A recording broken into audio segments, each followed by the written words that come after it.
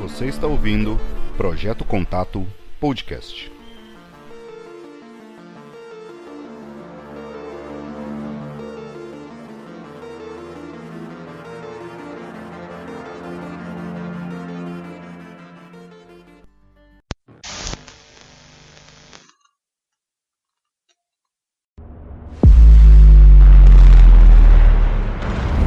Olá, seja bem-vindo, seja muito bem-vinda a mais um episódio, e esse é especial de History Entrevista. Recentemente, o governo americano divulgou imagens de objetos voadores não identificados do período de 1949 a 1953. É claro que isso acendeu ainda mais as discussões que nunca pararam sobre a presença de OVNIs no Brasil, nos Estados Unidos e em diversos lugares do mundo. Será que existe uma relação dos OVNIs com a Covid-19? E a relação dos OVNIs com a história do mundo, com a história do Brasil? Nós vamos falar sobre isso a partir de agora com Ademar José Gevaert. É considerado um dos maiores ufólogos do mundo e membro de várias associações nacionais e internacionais de ufologia, fundador e presidente do Centro Brasileiro de Pesquisas de Discos Voadores, com mais de 4.000 associados. Ele também é criador e editor da revista UFO. Gevaert, tudo bem? Tudo bem, Thiago. Uma satisfação estar com você aí e estar com meu parceiraço, Rafa Amorim. Eu estou em Curitiba, o Rafa está em Santa Catarina, em Rio Grande do Sul. Você já levantou a bola, eu já vou então apresentar o segundo entrevistado, que é Rafael Amorim, publicitário, pesquisador de ufologia há mais de 20 anos, especialista em investigação de campo e vigílias, contando com mais de 700 noites em campo. Ele também participa da revista UFO. Tudo bem, Amorim? Tudo bem, satisfação, alegria muito grande estar com vocês aí, principalmente também com o meu editor-chefe aí, grande amigo Ademar Gevaert. Rapaz, já está garantido esse emprego para sempre, hein, Amorim?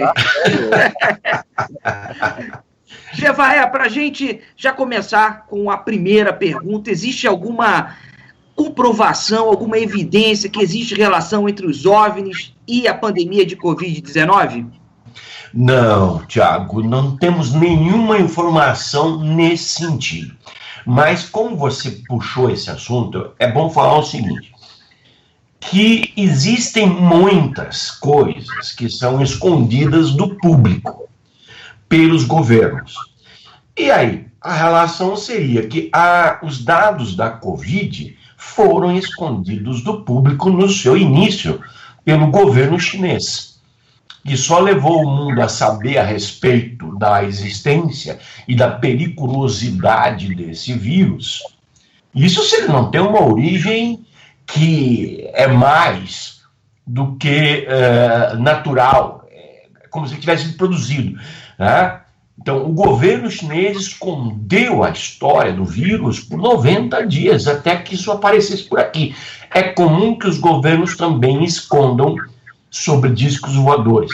A gente vai falar sobre isso. A gente vai trazer informações que não são divulgadas pelas Forças Armadas do Brasil. A gente vai trazer, enfim, diferentes assuntos relacionados a essa, às vezes, dificuldade de transmitir as informações um pouquinho mais à frente. Importante que você disse que não existe uma relação. Nós estaremos de olho para que futuramente, quem sabe, possamos fazer uma nova discussão sobre OVNIs e Covid-19. Dito isso, vamos para a segunda parte, segunda pergunta, que vai falar sobre a relação dos OVNIs com a história mundial. Amorim, quando é que foi a primeira vez que nós vimos um OVNI que está relatado? Na história, claro. Se a gente for olhar relatos antigos, como livros antigos, como a Bíblia, por exemplo, a gente vai ver relatos de objetos voadores não identificados diretamente ali, mas historicamente a palavra disco voador, ela vem dos anos 50 por conta de uma expressão usada por uma reportagem feita da observação de objetos voadores não identificados do Monte Rainier, por um aviador comercial da época, e que declarou que aquelas coisas tinham a aparência de pires voador. E aí daí para frente se popularizou a questão do disco voador. Mas, claro, ela já data de longa... Já tem livros que falam sobre esses objetos voadores não identificados. Se não me falha a memória, o livro Book of Damage tinha essa palavra, Unidentified Flying Object. Eu acho que foi a primeira, se não uma das primeiras vezes, isso lá em 1800 e alguma coisa, se não me lembro, 60 e pouco. O Geva vai me lembrar que o Geva dessa época deve ter lido. Então, Dois séculos atrás, mas eu estava aí, né?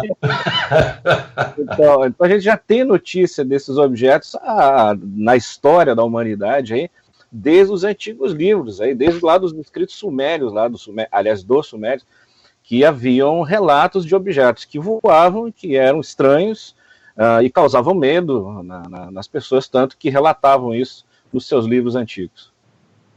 Os Vimanas também, que eram aeronaves que voavam pelos céus da Índia há 6, 7 mil anos. Isso mesmo, a monarquia, a realeza hindu, né, melhor, tinha essas máquinas. Os deuses deles, que eram esses seres que vinham do espaço, davam a eles naves para eles voarem. Quando um jovem da monarquia hindu queria ir ao topo de um morro se encontrar com seus colegas, cada um deles ia com uma nave espacial chamada Vimana, que é uma palavra masculina, ou Vimana, que era um aparelho voador, uma nave voadora, como nós não temos hoje em dia. Assumia velocidades estonteantes, de muito além do que nós temos hoje nas aeronaves militares dos Estados Unidos ou da Rússia. Amorim, na Bíblia existe algum relato sobre OVNI?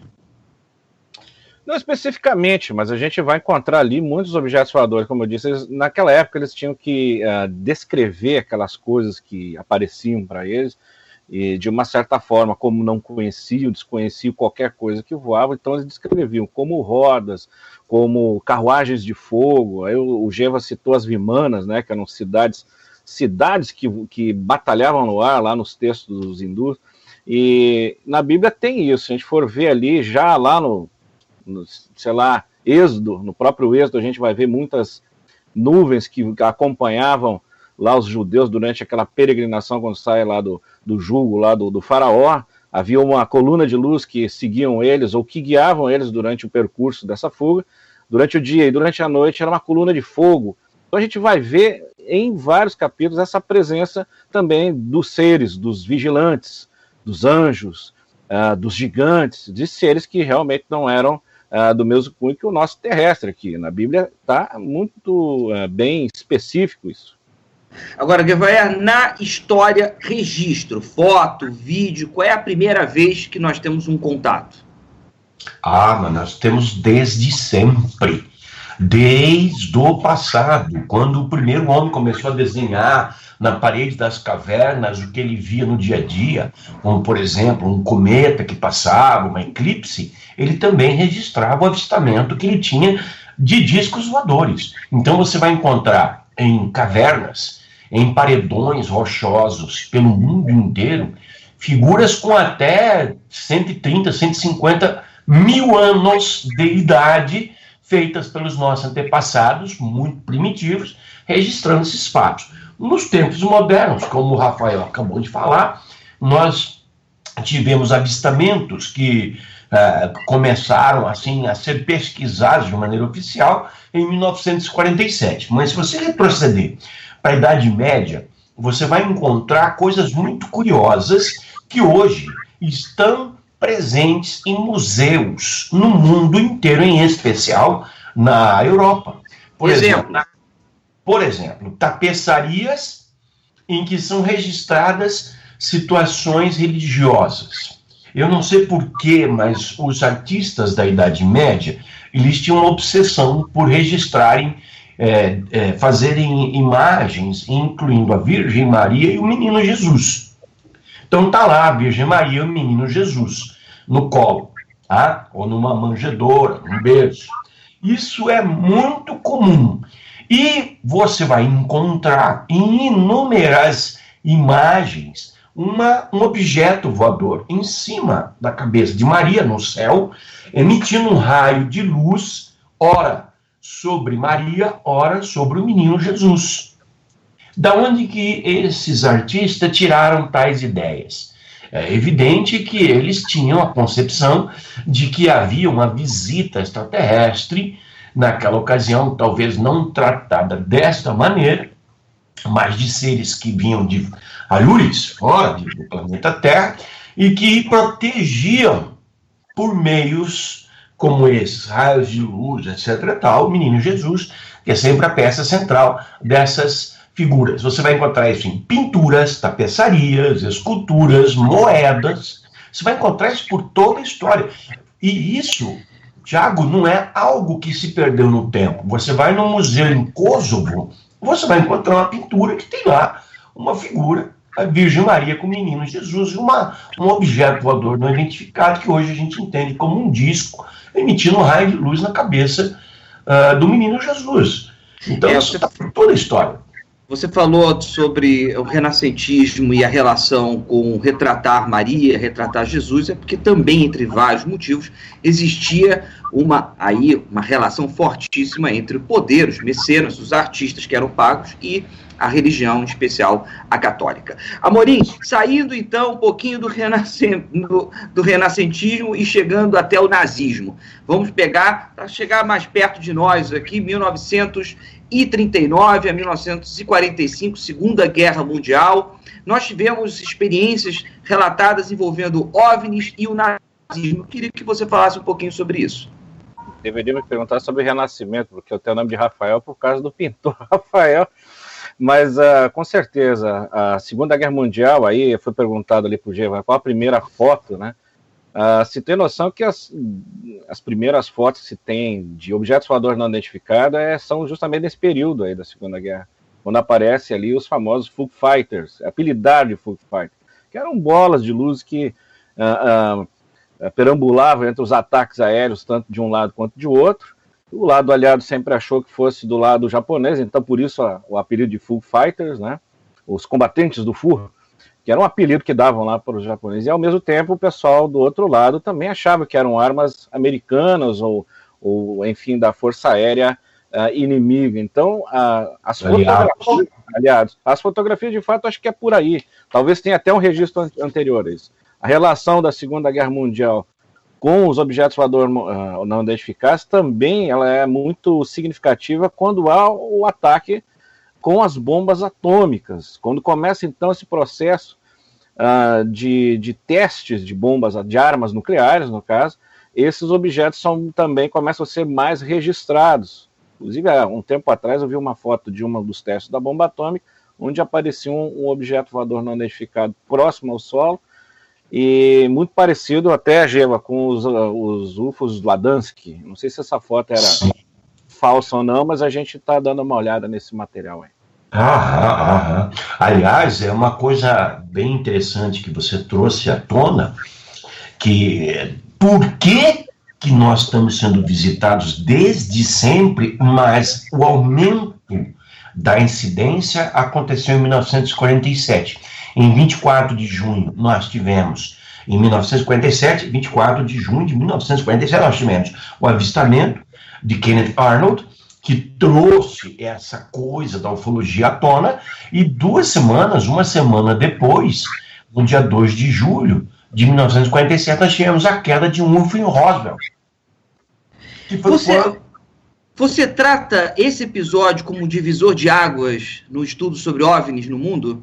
Sem a menor dúvida, Tiago. A partir do momento que o governo americano teve a constatação, porque antes havia a impressão, mas teve a constatação de que havia uma tecnologia envolvida nesses avistamentos, que era muito superior a tudo que nós conhecemos na Terra, o governo americano passou a fazer o acobertamento desses fatos. Então, a partir do primeiro caso de uma queda confirmada nos tempos modernos de uma nave, aconteceu exatamente o início da pesquisa ufológica e o início do acobertamento, que até hoje perdura. O governo americano até hoje esconde o que pode a respeito dos seres extraterrestres visitando a Terra. Eles são, na verdade, reféns das suas mentiras, porque hoje nós estamos vendo que não tem mais como esconder essa questão.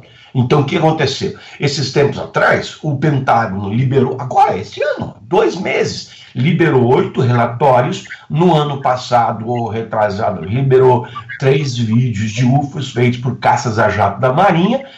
Por quê? Estão aproveitando, num momento em que há uma pandemia, em que as pessoas estão preocupadas em não morrer, em sobreviver, para liberar coisas que ninguém está prestando atenção. Entende? Então, agora... Eu só queria trazer o Amorim para a conversa, porque sempre me intriga muito.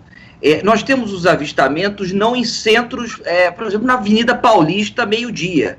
Por que não aparece meio-dia na Avenida Paulista ou na Praia de Copacabana, 9h30 da manhã de um domingo? Existe algum motivo para isso? Claro, é bem óbvio. É o que está acontecendo agora durante esse período da pandemia. As pessoas não olham para o céu, né? Talvez até os UFOs estejam por ali. Eu morei em São Paulo, estudei em São Paulo, conheço a Avenida Paulista. Ninguém olha para o céu, a não ser por um arranha-céu, né? E também na praia ninguém está prestando atenção muito, você está olhando outras coisas. Mas também tem uma questão técnica, Rafa. Isso. Uma questão técnica. Durante o dia, um objeto que brilhe contra um céu azulado, ensolarado, não chama atenção. À noite chama. Por causa da sua vida. Mas eu acho que a pergunta que quer fazer é a seguinte: por que não há um avistamento coletivo, né? Por que não há um registro coletivo dessas coisas? Esse avistamento coletivo já houve algumas vezes na história. Aqui mesmo no Rio Grande do Sul, a gente tem relato de 1971, dezembro de 71, que foi observado no céu do Rio Grande do Sul por várias cidades um objeto voador não identificado. E quando eu falo objeto voador não identificado, não quer dizer que seja uma nave alienígena, mas algo cruzou os céus aqui do Rio Grande do Sul, que chamou a atenção, foi registrado pelo José Vitor Soares, nosso grande baluarte da ufologia, conhecido por... E, isso é um avistamento coletivo. Nós tivemos aí, né, Geva, em Campo Grande, no estádio de futebol também. Foi a razão pela qual eu, aos 19 anos, me mudei para Campo Grande. Eu morava em Maringá, eu fazia faculdade de Química em Maringá, e fui para Campo Grande para investigar um caso que o History já deu várias vezes. É o caso do estádio Morenão, que a cidade de Campo Grande é chamada de cidade morena, porque as pessoas são morenas lá, na sua maioria. E o Morenão é um estádio de futebol que fica dentro da Universidade Federal de Mato Grosso do Sul. E num certo dia de 1982, 6 de março, jogavam Operário, que é local, e Vasco, do Rio de Janeiro. Operário e Vasco, e deu a vitória para o Operário. Depois se soube que isso aí o jogo foi comprado pela máfia da loteria esportiva, naquela época, etc. O fato é que tinha 23.500 pagantes no estádio, num sábado à noite, era campeonato nacional. E uma nave passou de tal forma sobre o estádio, na metade do primeiro tempo do jogo, que o jogo foi paralisado por alguns instantes. E quem estava nas arquibancadas superiores podiam ver a nave de frente. Os jogadores dão relatos até hoje, dão depoimentos, dão entrevistas. Juiz, outro jornalista, o jogo, se não me engano, ele estava sendo narrado à distância pelo Galvão Bueno.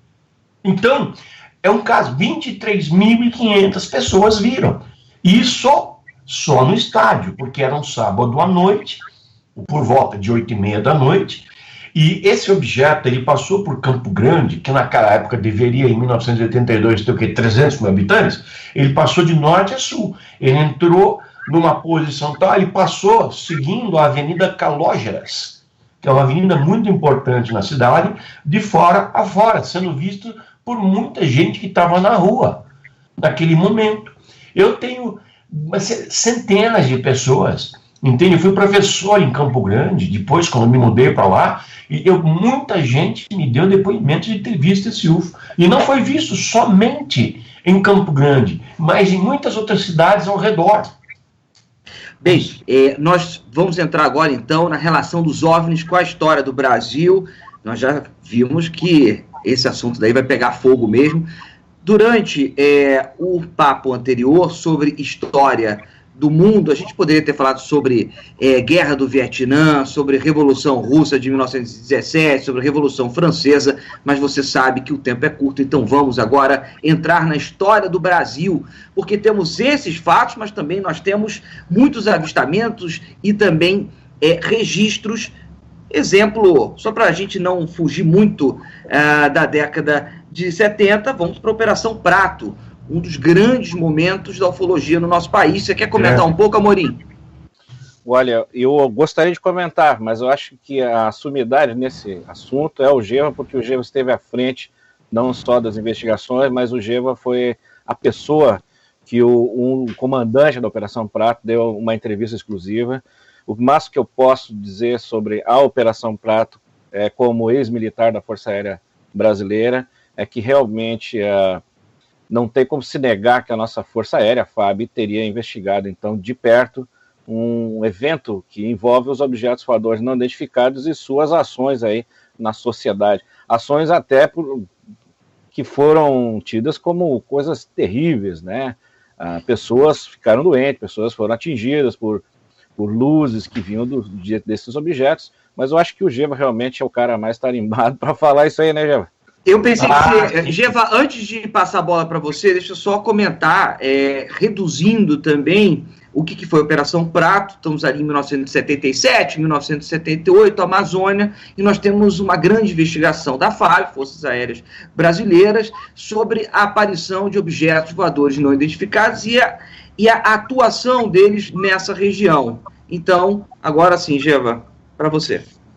Olha, isso aconteceu em 1977, tá? De setembro a dezembro. A Operação Prato é o nome que recebeu um procedimento de investigação que envolveu 2 brigadeiros, aliás, um brigadeiro e um coronel, e na época, capitão-intendente da aeronáutica, que foi o Irangê Holanda, o Irangê Bolivar Soares Nogueira de Holanda Lima, que foi o cara que levou 3 a 4 dúzias de homens, seus comandados, para investigar um fenômeno que estava acontecendo, especialmente na ilha de Colares, que é uma ilha muito grande, que tem ao norte o rio Amazonas e ao sul, na parte insular, o rio Guajará-Mirim. As pessoas já estavam vendo essas formas de luz, essas luzes misteriosas, fazia anos, sempre teve. Mas a partir de um certo momento, de 1977, lá por maio aproximadamente, o antigo SNI, Serviço Nacional de Informações, o Serviço de Arapongagem da ditadura, foi lá tentar descobrir o que eram aquelas luzes e se levantou que elas não eram o que se pensava, uma infiltração comunista, terrorista, nada disso. Eram luzes que tinham um comportamento inteligente, que vinham do espaço, alguma coisa assim. Muito bem. Aí, as pessoas passaram a ser atacadas por essas luzes. Lá por julho, agosto, as pessoas recebiam raios de luz, especialmente mulheres, 2/3 mulheres, um terço homens. Eram atacados por esses raios de luz e eles desfaleciam, eles desmaiavam por minutos, por horas e às vezes por dias. E pelo menos 4 pessoas morreram. Aí, a população da ilha, que era de cerca de 10 mil habitantes, a população foi indo embora, ficou menos de 1.000. E esses que ficaram imploravam para as autoridades da ilha que fosse falar com o governador do estado para resolver essa questão. E foram. As autoridades, os líderes comunitários foram falar com o governador do Pará. O governador do Pará falou: pô, se esse é um troço que vem do céu, vamos falar com a aeronáutica. E a aeronáutica, o coronel Camilo e o brigadeiro Oliveira, o brigadeiro Oliveira, exatamente, eles determinaram a criação da Operação Prato, que foi comandada pelo Irangê Holanda, Protásio Oliveira. Agora me veio o nome que eu me esqueci. E aí aconteceu a investigação. Os homens entraram. O History já fez vários materiais sobre isso. Eu participei de todos, tá? Até do primeiro que o History fez em 2005. Eu fui o consultor do programa, que foi feito por uma agência que trabalha para o History em Chicago. Depois o History veio para cá, History dos Estados Unidos, History da Argentina, e History do Brasil, né? A gente fez várias matérias sobre isso aí. Quando foi montada a Operação Prato, os UFOs pararam de atacar as pessoas.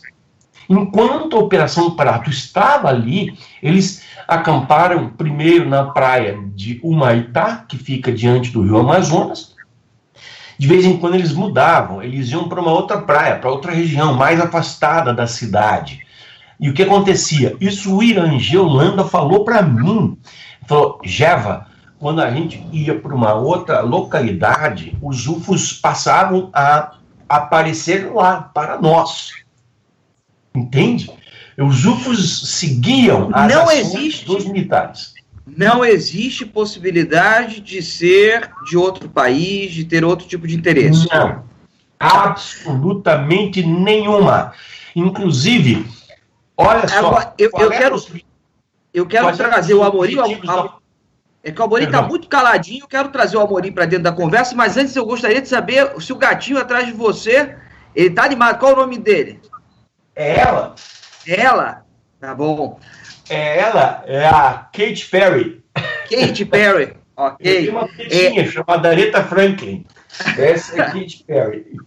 Eu quero trazer o Amorim para a conversa. O Amorim está muito quieto. Amorim, a gente está falando aqui da Operação Prato, mas é também importante, eu acho que a gente já contextualizou bastante, temos bastante também, para usar a palavra duas vezes, arquivo dentro do Rio.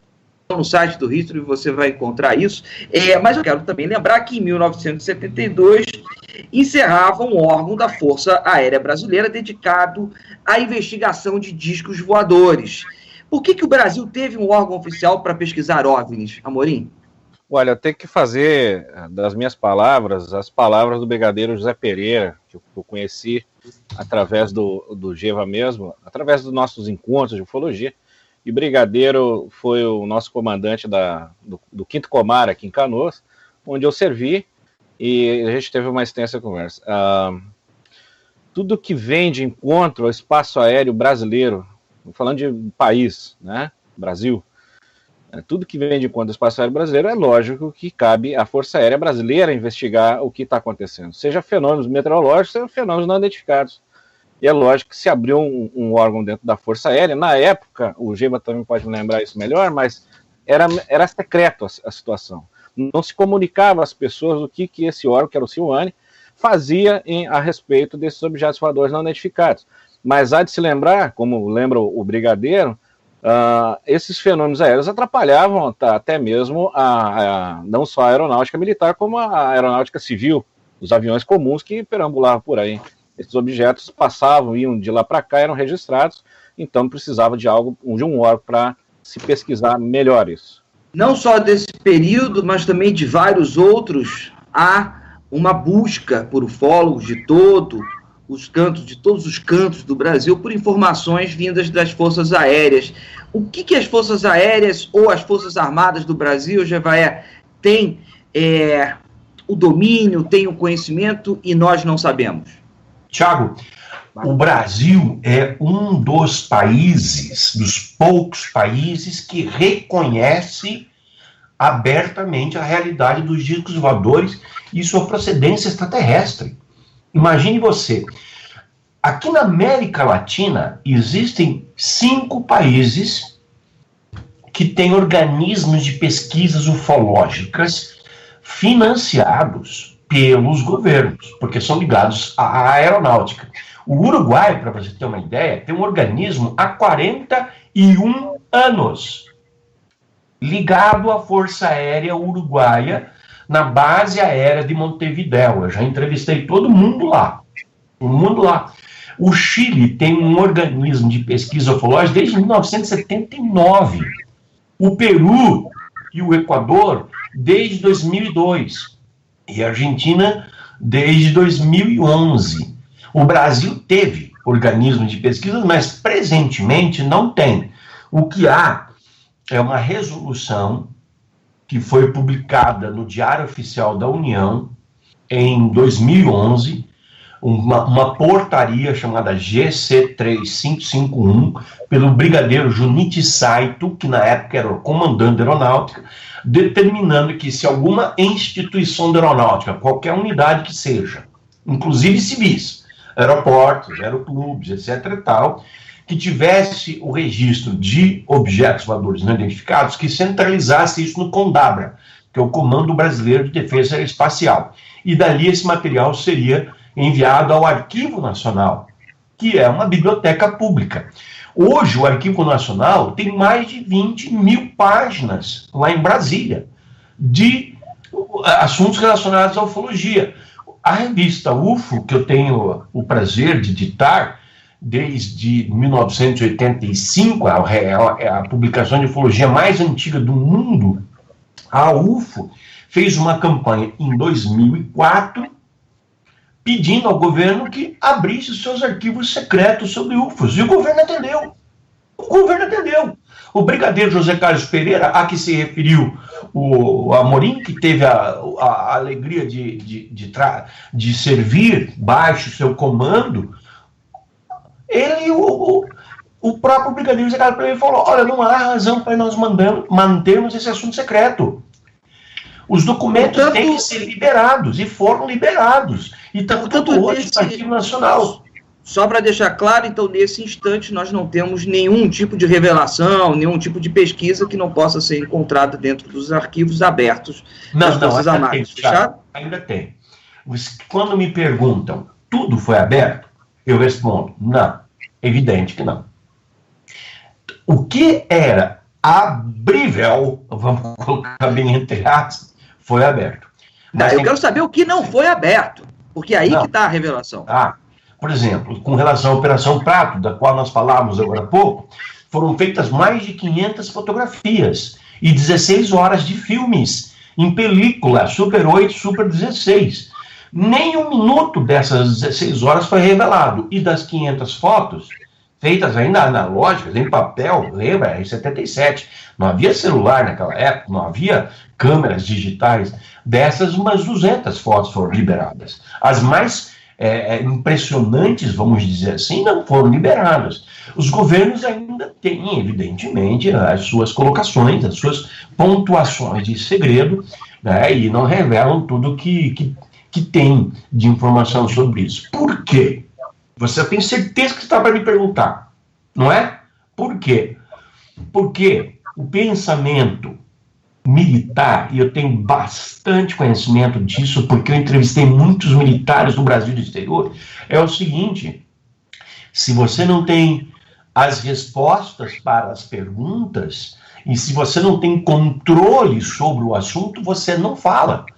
Porque, por exemplo, um militar tem que ser muito corajoso para vir a público, militar da aeronáutica, falar, tá bom, disco voador existe.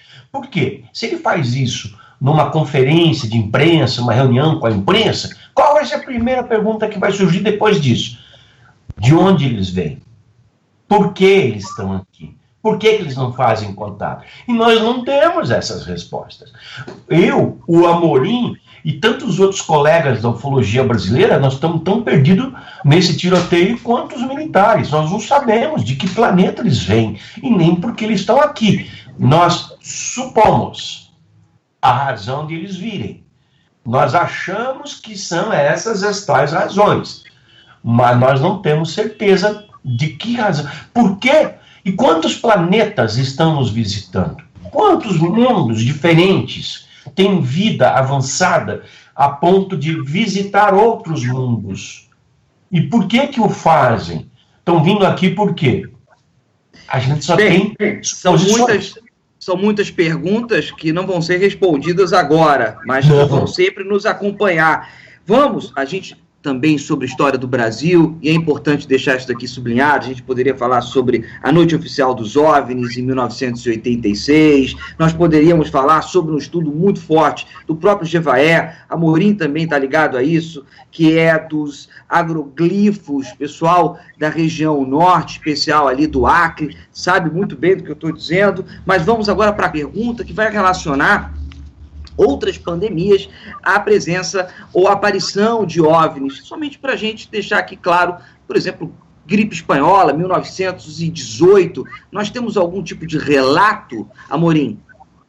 Olha, tem sim algumas relações a respeito de corpos celestes que teriam trazido aí algumas bactérias e fizeram alguns relacionamentos nisso há muito tempo atrás na ciência, chamando de panspermia, essas coisas todas, né? É lógico que agora, por exemplo, como eu queria citar anteriormente, quando a gente está em lockdown, ou que a gente está em casa, e muitas vezes as pessoas não têm muito o que fazer, começam a olhar para o céu e começam a ver coisas, como foi o caso agora no início da nossa pandemia, e nós tivemos vários relatos de objetos que apareceram, no fim, eram satélites, eram meteoros, era o Starlink, né, que as pessoas não estão acostumadas a ver. E quando se depararam com isso no céu pela primeira vez, por causa de uma pandemia, a coisa tomou um vulto tão grande que eu acho que tanto eu quanto o Geva, nós estamos fazendo live aí, à torta direito, para explicar. Nossa senhora, todo dia. Todo dia tem uma live. Eu tenho dias que eu faço 4 lives. Estou aqui no meio mais de fazer live. Eu acho que as relações sobre esses períodos de pandemia, de doenças que atingiu o globo, e a relação com a aparição de objetos voadores não identificados é única e exclusivamente isso, aquilo que eu estava citando. As pessoas não têm esse costume de olhar para o céu. Estamos chegando ao final dessa nossa conversa, é importante a gente desmistificar muitos fatos, né? Acredita-se muito, acaba sendo um trabalho hercúleo para poder diminuir esse entendimento que tudo é um OVNI, que tudo é vindo de outro planeta. Vamos agora para a quinta pergunta, Jevaé. As últimas evidências, diga. Você me permite fazer um comentáriozinho a respeito dessa última pergunta tua? A minha última pergunta que você diz sobre pandemias.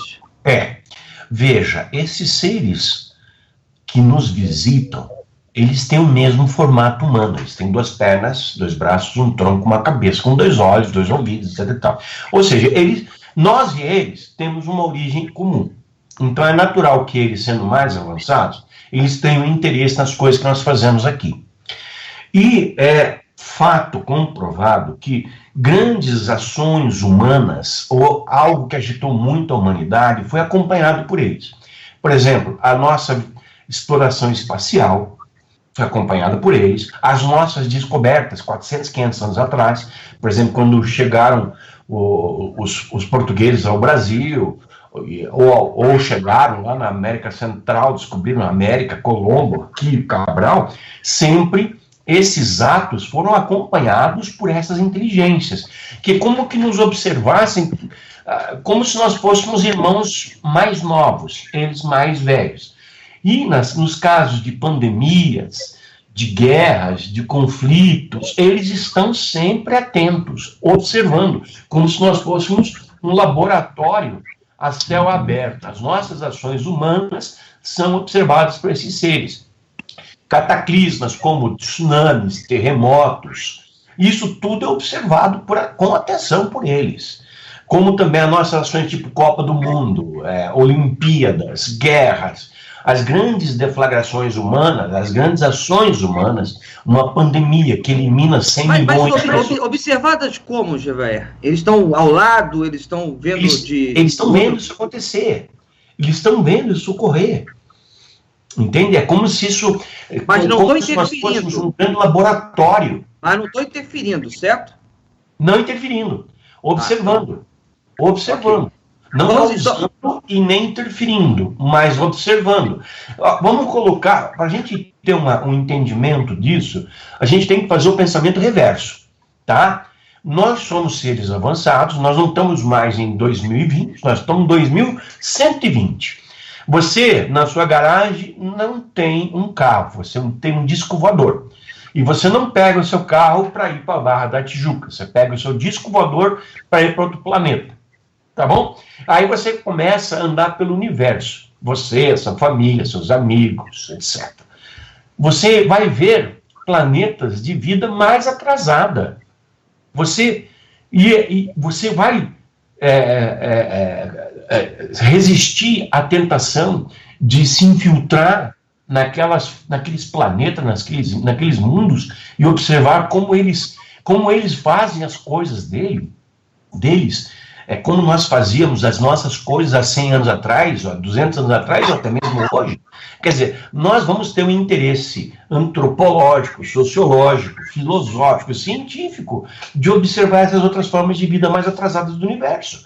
Então é exatamente o que eles fazem aqui. Bem, dito isso, em uma palavra só, em uma resposta rápida, só pode uma palavra, Jevaé. Qual planeta você gostaria de ir? Olha, eu não tenho a menor ideia. Uma palavra só. Um planeta só. Um planeta orbitando Alfa Centauri, porque pertinho dá para voltar se der alguma zebra, né, Rafa? Tá bom. Dá para ir até com uma nave popular, né? Amorim, vamos chegar a esse finalzinho daqui. Comecei essa conversa falando sobre revelações do governo americano. Você também pontuou que agora, nesse período de lockdown, o pessoal está olhando muito para o céu. Em Magé, pertinho da capital Rio de Janeiro, pessoas viram discos voadores. Em muitos outros lugares do Brasil, fotos e mais fotos estão pipocando, acertando agora a conjugação verbal. E digo o seguinte: além do governo americano, quais outras evidências, e aí eu gostaria que você fosse, se possível, sucinto, a gente teve revelação nos últimos anos? Cara, esse fator da gente ficar olhando mais para o céu nos últimos anos aí, nos revelou, sim, que a gente tem uma inteligência que não é a nossa, que perambula por aí. A Marinha Americana, agora há pouco tempo, muito bem lembrado pela rede social aí, colocou a público as evidências de filmagens, de escopo de radar, de objetos voadores não identificados. Os pilotos mesmo estão declarando que estão vendo essas coisas. Estão falando de Estados Unidos, né? Não estão falando só do Brasil e outros países. Estados Unidos da América, acho que é o país mais difícil a revelar qualquer coisa. Lembrando também que uma força armada, se tiver que revelar algo sobre objetos voadores não identificados, vão ter que abrir outros arquivos que não devem ser abertos. Então, por isso que eu acredito que muita coisa o Exército e a Marinha brasileira não abrem. Nós vamos lembrar da época dos anos de chumbo, aí tem coisas ali que o Exército não vai querer revelar. E se ele revelar sobre discos voadores, o povo vai querer saber mais sobre aquilo que foi aquela tragédia que aconteceu naqueles anos. Eu vejo que nos últimos tempos essa afirmação por parte militar e por parte dos governos tem sido muito grande, tem aumentado, e nos últimos tempos o que nos faz crer que essa inteligência existe é a presença das aeronaves não identificadas e que podem ser tripuladas por inteligências maiores que a nossa, óbvio, pelo seu estilo de voo, pelo seu comportamento e aquilo que faz com que a sociedade aí também mude. Muito bem, muito obrigado, Amorim. De nada, eu que agradeço. Jevaé, um grande abraço, obrigado. Eu que agradeço a oportunidade, é sempre bom trabalhar com o History. O History é responsável por ter transformado a mente das pessoas no mundo inteiro para a aceitação da questão ufológica. Com seus inúmeros programas, todos eles muito bem sérios, hein? Muito bem sérios. Obrigado pela oportunidade, Thiago. O debate é importante, é sempre importante proporcionar reflexão. Obrigado, tá, Jevaé? Obrigado, Amorim. Obrigado a você que nos acompanha até aqui. Até uma próxima. Tchau, tchau.